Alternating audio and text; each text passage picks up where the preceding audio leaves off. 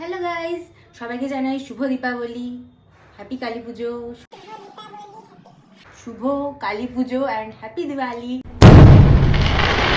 আজকে চলে এলাম কালী পুজোর একটা গেট রেডি উইথ মি নিয়ে। তো এখানে আমার আই মেকআপটা হয়ে গেছে। ওয়েস্ট কোটটার সাথে আমি এই শারারা টাইপস যে প্যান্টটা রয়েছে এইটা আজ আমি পেয়ার করবো।